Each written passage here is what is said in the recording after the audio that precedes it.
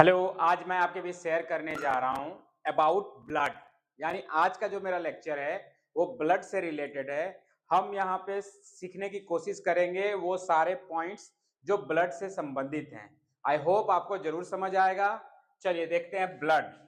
तो यहाँ पे कहता है कि ब्लड, तो ब्लड क्या है? तो ब्लड एक कनेक्टिव टिश्यू है। क्या है? कनेक्टिव टिश्यू जो ट्रांसपोर्टेशन करता है, साथ ही साथ प्रोटेक्शन करता है, रेगुलेशन करता है और होमियोस्टेसिस करता है। हमारा मतलब ट्रांसपोर्ट का मतलब हुआ कि जो मटेरियल हमारे बॉडी के अंदर है, जैसे हमारा फूड हम ले रहे हैं तो ब्लड में जाता है, ऑक्सीजन है, CO2 है, ये सारे जो है ट्रांसपोर्ट होते हैं वो ब्लड के माध्यम से होते हैं। प्रोटेक्शन का मतलब यहाँ पे क्या हुआ कि ब्लड जो है हमें बीमारी से बचाता है, यानी ये इम्यूनिटी बनाता है तो बीमारी से हमें बचाता है। ठीक है। दूसरा इसका काम है रेगुलेशन। रेगुलेशन का मतलब हुआ कि ब्लड का काम है पीएच मेंटेन करना, टेम्परेचर बॉडी का मेंटेन करके रखना। ठीक है। नेक्स्ट है होमियोस्टेसिस। अब इसका मतलब होता है कि हमारे बॉडी का जो इंटरनल इन्वायरमेंट है उसको मेंटेन करके रखना।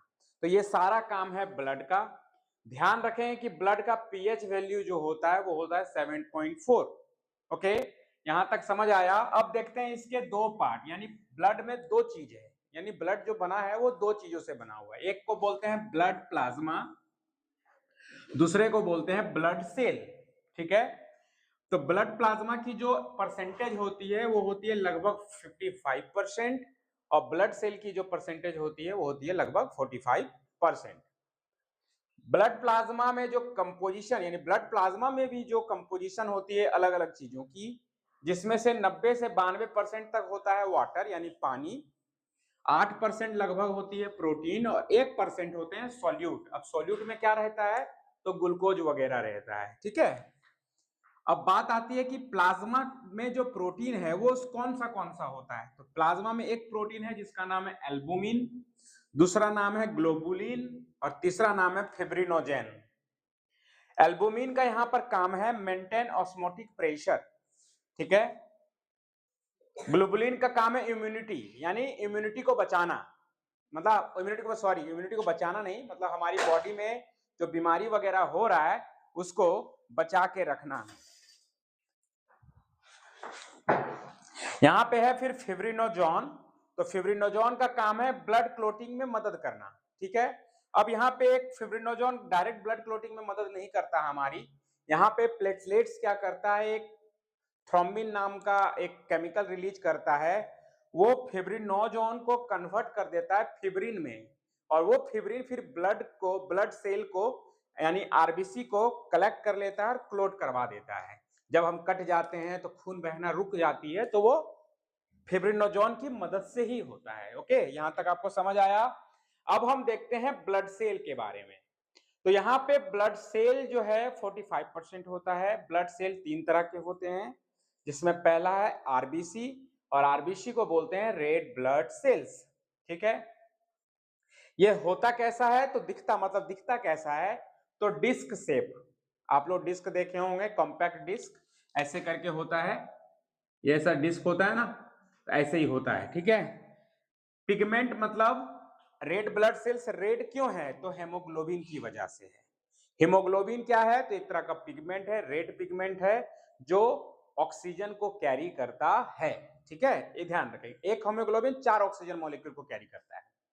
न्यूक्लियस इसमें क्या होते हैं? एब्सेंट होते हैं। ट्रांसपोर्ट क्या करेगा? O2 और CO2 को। आरबीसी का लाइफ साइकिल, आरबीसी का एक अपना जीवन साइकिल है, लाइफ साइकिल है, जो होता है मात्र 120 दिन। इसलिए कहते हैं कि ब्लड डोनेट करना चाहिए।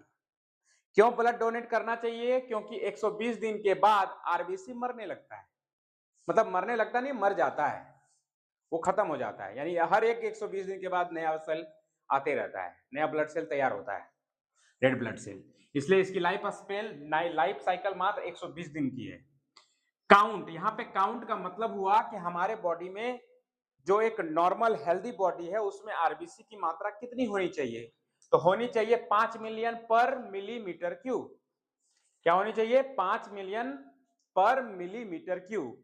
अब ये जो संख्या है मेल और फीमेल में थोड़ा बहुत ऊपर नीचे हो सकता है। मान लो अगर ये मेल के लिए है तो फीमेल के लिए आप 4.5 या तो 4 मिलियन बोल दीजिए। ठीक। प्रोडक्शन, ये कहाँ प्रोडक्शन होता है? तो बोन मेरो। हम लोग ऐसे भी जानते हैं ब्लड हमारा जो तैयार होता है बोन मेरो में तैयार होता है, और आरबीसी जो है रेड बोन मेरो में तैयार होता है। ठीक। फिर उसके बाद मैंने लिखा है डिस्ट्रॉयड इन। डिस्ट्रॉयड इन का मतलब मान लो लाइफ स्पेन 120 दिन है, आरबीसी 120 दिन में मर गया तो फिर वो नष्ट कैसे होगा? वहां पे तो शरीर में तो रहेगा नहीं ना। तो होता क्या है, हमारे बॉडी में एक ऑर्गन होता है जिसका नाम है स्प्लीन। बकरे की भाषा में कहें तो सबको खाए होंगे, जिसको बोलते हैं तिल। काला कलर का होता है, तीला तीला करके लोग बोलता है, चोर भी बोलता है उसको। ठीक है। तो यही स्प्लीन क्या करता है, रेड ब्लड सेल्स को जो मर गया उसको पचा लेता है, यानी क्रैब यार्ड भी बोलते हैं उसको। ठीक है। चलिए अब आते हैं डब्ल्यूबीसी से रिलेटेड। तो डब्ल्यूबीसी क्या है? White blood cells. इसमें न्यूक्लियस प्रेजेंट होता है लेकिन आरबीसी में एब्सेंट होता है। इसकी लाइफ स्पेन कितनी है? कुछ दिनों से लेकर 1 सप्ताह तक, इससे ज्यादा नहीं। ये भी ज्यादा 1 सप्ताह तक जिंदा रहेगा, उसके बाद ये भी मर जाता है। काउंट यानी ये इसकी संख्या कितनी होनी चाहिए? तो एक स्वस्थ व्यक्ति की 6000 से लेकर 8000 तक होना चाहिए पर मिलीमीटर क्यूब। इससे अगर कम रहा है तब दिक्कत होगा, यानी इम्यूनिटी खराब हो जाएगी हमारी। डिफेंस एंड इम्यूनिटी, डब्ल्यूबीसी का एक ही काम है, बीमारी से बचाना। एलर्जी होगा या किसी तरह का बीमारी हो, उससे ये लड़ने का काम करता है। टाइप्स, डब्ल्यूबीसी के 2 टाइप्स हैं, एक का नाम है ग्रेनुलोसाइट्स और दूसरा का नाम है एग्रोनुलोसाइट्स। इसमें भी हम लोग का और भी एग्जांपल्स, मतलब ग्रेनुलोसाइट्स के कुछ एग्जांपल्स, एग्रोनुलोसाइट्स को कुछ एग्जांपल्स, इसको हम लोग आगे सीखेंगे। ठीक है। यहां पे अब क्या है, प्लेटलेट्स। तो प्लेटलेट्स का एक और नाम बोलेंगे यहां पे थ्रोम्बोसाइट्स। थ्रोम्बोसाइट्स, प्लेटलेट्स का एक ही काम है, ब्लड को क्लोट करवाना। ठीक है। इसकी संख्या कितनी होती है? तो इसकी संख्या होती है 1.5 से लेकर 3.5 लाख पर मिलीमीटर क्यूब। इससे कम नहीं होनी चाहिए, इससे ज्यादा नहीं होनी चाहिए। इसका लाइफ साइकिल कितना है? मात्र 8 से 10 दिन। ठीक है। ब्लड क्लोटिंग ये करेगा तो कैसे करेगा, ध्यान रखेंगे। अभी मैंने जस्ट पहले बताया वही चीज मैं फिर से रिपीट कर रहा हूं कि जो प्लेटलेट्स है वो थ्रोम्बोप्लास्टिन या फिर थ्रोम्बिन करके एक केमिकल रिलीज करता है, या फिर कहते हैं प्रोटीन रिलीज करता है। वो फिब्रिनोजोन को एक्टिव करता है और इसको किसको कन्वर्ट करता है? फिब्रिन में। और वही फिब्रिन फिर ब्लड को क्लोट करने में हमारी मदद करता है। तो देखते हैं इंपॉर्टेंट डब्ल्यूबीसी, जिसमें हम लोग अभी जस्ट पहले देखे कि डब्ल्यूबीसी के दो टाइप होते हैं, एक होते हैं ग्रेनुलोसाइट्स और एक होता है एग्रानुलोसाइट्स। तो ग्रेनुलोसाइट्स के 3 एग्जांपल हैं, एक का नाम है न्यूट्रोफिल्स, ओसिनोफिल्स और बेसोफिल्स। ओके। और एग्रानुलोसाइट्स के दो एग्जांपल हैं, एक का नाम है लिम्फोसाइट्स और दूसरे का नाम है मोनोसाइट्स। ये सबसे बड़ा डब्ल्यूबीसी है, याद रखेंगे। मोनोसाइट्स क्या है? सबसे बड़ा डब्ल्यूबीसी। ठीक। न्यूट्रोफिल्स का काम होता है पैथोजेंस को इंगल्फ कर जाना। पैथोजेंस को इंगल्फ करना मतलब निगल जाना। जैसे मान लो हमारे बॉडी में पैथोजन घुस रहा है, यानी बैक्टीरिया, प्रोटोजोआ, वायरस, कुछ भी घुस रहा है, उसको क्या कर जाना? खुद से खा जाएगा, मतलब उसको मार देगा सीधा। ठीक है। ऑसिनोफिल्स का काम क्या है? एलर्जी और पैराजाइट से लड़ना। मान लो मच्छर है, पैराजाइट या कोई अंदर कोई प्रवेश करना चाह रहा है, तो उसको क्या करना? कॉम्बैट बनता तो यहाँ लड़ाई करना, बोले भागो बाहर, ऐसे झगड़ा करेगा। एलर्जी यानी कोई खुजली खाजली कभी अचानक हो रहा है, फिर ठीक हो गया, कुछ दिन में ठीक हो गया, इसका मतलब एओसिनोफिल्स उससे लड़ा और उसको खत्म कर दिया। ऑब्वियस है डब्ल्यूबीसी का काम ही है लड़ाई करो, झगड़ा करो और हमको बचाओ, सिंपल। बेसोफिल्स का काम होता है 2 तरह का प्रोटीन को रिलीज करना या 2 तरह का एंटीबॉडी को रिलीज करना। प्रोटीन नहीं, एंटीबॉडी बोल सकते हैं, प्रोटीन भी बोल सकते हैं। एक का नाम है हिस्टामिन और एक का नाम है हेपारिन। ठीक है।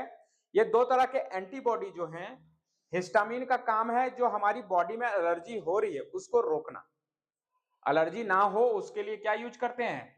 शरीर में हमारा क्या रिलीज होता है? हिस्टामिन। एक का नाम है हेपारिन। हेपारिन एक ऐसी एंटीबॉडी है जो हमारे खून को पतला करके रखना पसंद करता है। पतला करता है, क्यों पतला कर देता है? ताकि खून जमे नहीं। हेपारिन का मतलब सिंपल काम क्या हुआ कि शरीर के अंदर खून ना जमे, शरीर के अंदर खून ना जमे। तो ध्यान रखेंगे हेपारिन का काम क्या? शरीर के अंदर खून ना जमे। और हिस्टामिन का क्या काम? एलर्जी से बचें, एलर्जी से बचें। अगला है लिम्फोसाइट्स। लिम्फोसाइट क्या करता है? एंटीबॉडी तैयार करता है। एंटीबॉडी तैयार करने का मतलब हो गया, मान लीजिए हमें फीवर हुई, तो फीवर को देखोगे, दवा नहीं खाओगे तो भी हम ठीक हो जाते हैं। तो ठीक हो गए, कैसे ठीक हो गए? तो ये इसका काम है, एंटीबॉडी को तैयार किया। एंटीबॉडी का मतलब सैनिक तैयार किया, और जो बाहरी जो पैथोजन अंदर घुस रहा है उसको उससे लड़ेगा और हमको बचा लेगा। मोनोसाइट सबसे बड़ा होता है और ये काम करता है एज अ मैक्रोफेज। ठीक है, यहाँ पे आपको समझ आया। अगला है ब्लड ग्रुप। ब्लड ग्रुप कितने तरह के होते हैं? तो ब्लड ग्रुप के बारे में बताने का काम किया था कार्ल लैंड स्टीनर ने। नाम याद रखेंगे, कार्ल लैंड स्टीनर, इसने बताया था ब्लड ग्रुप के बारे में। यहाँ पे है ब्लड ग्रुप 4 तरह के, ए बी और ओ। ठीक है, यहाँ पे देख रहे हैं हम लिखे हैं A B positive, B positive, मतलब सारे पॉजिटिव और यहाँ सारे नेगेटिव। तो इसके लिए एक फैक्टर है जिसको बोलते हैं आरएच फैक्टर। आरएच फैक्टर अगर वो है तो सारे प्लस होंगे, और अगर नहीं है तो सारे नेगेटिव होंगे। यहाँ पे आपको पता होना चाहिए कि जो ओ होता है वो होता है यूनिवर्सल डोनर, इसको बोलते हैं डोनर ब्लड ग्रुप। और जो यहाँ पे ए बी है ये होता है यूनिवर्सल रिसीवर, ये सबसे ले सकता है और ये सबको दे सकता है, ऐसा बोल सकते हैं। ये यूनिवर्सल डोनर, यूनिवर्सल रिसीवर। ठीक है, जो ए बी वाले होते हैं वो सबसे खून ले सकते हैं, और ओ वाले क्या कर सकते हैं? सबको दे सकते हैं। जिसमें से जो ये ओ नेगेटिव है सबसे रेयरेस्ट खून है। ओ नेगेटिव कैसा खून है? कैसा ब्लड ग्रुप है? सबसे रेयर। मतलब 100 गो में मान लो एक आध बच्चे को एक आध गो पर्सन में कैसा खून ब्लड ग्रुप रहेगा? O negative. मतलब रेयर, अगर कुछ हुआ तो उसको ब्लड देने वाला कोई मिलेगा नहीं, तो बहुत दिक्कत हो सकता है उसके साथ, इसलिए बहुत रेयर ब्लड ग्रुप है। यहां तक आपको समझ आया? तो कुछ पॉइंट्स अब और नोट कर लीजिए। यहाँ पे एक है थ्रोम्बोसाइटोपेनिया, एक तरह का बीमारी है। अगर ये हो जाती है तो हमारे बॉडी में ब्लीडिंग बढ़ जाएगा। क्या बढ़ जाएगा? ब्लीडिंग। मान लो कट गए, खून रुक ही नहीं रहा, इसका मतलब हमारे बॉडी में प्रॉब्लम है। किसकी? थ्रोम्बोसाइटोपेनिया की। थ्रोम्बोसाइटोपेनिया का मतलब प्लेटलेट्स की कमी है। किसकी कमी है? प्लेटलेट्स की। उसके बाद एक टर्म है स्प्लीन, ध्यान रखेंगे, इसको बोलते हैं graveyard of RBC. RBC का कब्रिस्तान। क्या बोलते हैं? आरबीसी का कब्रिस्तान कौन है? स्प्लीन। उसके बाद, और स्प्लीन सबको खाता है, बकरे वाला काला कलर का होता है, पीला बोलते हैं, चोरो बोलते हैं उसको। उसके बाद एनीमिया। एनीमिया तो सबको पता है कि खून की कमी होगी तो एनीमिया हो जाएगी। क्या हो जाएगी? उसके बाद एक बीमारी है ल्यूकेमिया। क्या है? ल्यूकेमिया। अब ल्यूकेमिया जब होगा तो कैसे पता चलेगा ल्यूकेमिया हो गया?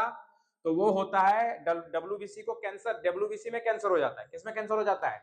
डब्ल्यूबीसी में। और जब डब्ल्यूबीसी में कैंसर होगा तो हमारा डब्ल्यूबीसी जो प्रोडक्शन होगा वो अच्छे से प्रोडक्शन नहीं होगा। अगर होगा भी तो मान लो शेप उसका अगर मान लो ऐसे है तो वो टेढ़ा मेढ़ा जन्म लेगा उसका, तो ट्रेमर प्रोडक्शन, तो वो नहीं कैंसर हो गया। इसमें होगा क्या? इसका लक्षण क्या है? तो थकान हो सकती है, बॉडी में रेसेस आ जाएंगे, खुजलाओगे, फुंसा फुंसी पूरा हो जाएगा, तो वो लक्षण है ल्यूकेमिया की। आई होप ब्लड के बारे में आपको यहाँ थोड़ा समझ आया। जितना हो सके मैंने बताने की कोशिश किया। चलिए मिलते हैं नेक्स्ट। Thank you.